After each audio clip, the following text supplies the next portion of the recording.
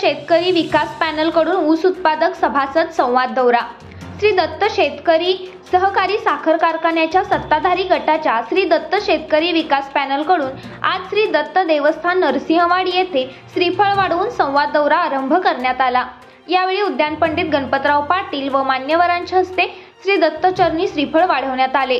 श्री दत्त साखर कारखान्याच्या पंचवार्षिक निवडणूक कार्यक्रमास सुरुवात झाली असून 24 जुलै रोजी मतदान होणार आहे, तर 25 जुलै रोजी निकाल घोषित केला जाणार आहे। या पार्श्वभूमीवर सत्ताधारी गटाकडून आज संवाद दौरा सुरू करण्यात आला। उद्यान पंडित गणपतराव पाटील म्हणाले, सत्ताधारी गटाकडून सभासद शेतकऱ्यांच्या सर्वांगीण विकासासाठी नेहमीच प्रयत्न केले जातात। ऊस विकास योजना राबवून एकरी 150 ते 200 टनाचे उद्दिष्ट घेऊन कारखाना काम करीत असताना यामध्ये मोठे यश येत आहे।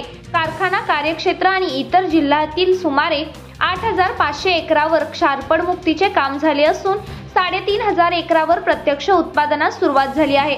त्यामुळे शेतकऱ्यांच्या जीवनात आर्थिक स्थैर्य प्राप्त झाले आहे। कारखान्याच्या वतीने विविध ऊस विकास योजना राबवण्यात येत असून त्यांचा शेतकऱ्यांना फायदा होत आहे। सत्ताधारी गटाने कायमच सभासदांच्या हितालाच सर्वोच्च प्राधान्य दिले आहे।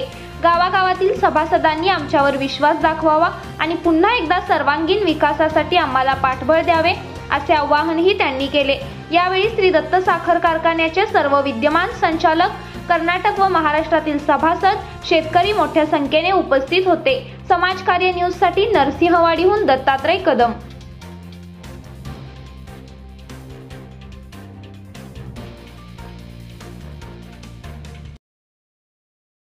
आमच्या पॅनलचा प्रचार उद्यापासून सुरू होणार आहे। प्रत्येक सभासदांना आमची भूमिका आणि कारखाना कसं चालला हे सगळ्यांना समजून देऊन सर्वांनी आम्हाला मतं देऊन आम्हाला निवडून द्यावे एवढे आवाहन करण्याच्या दिशेने आम्ही उद्यापासून करणार आहे। नमस्कार।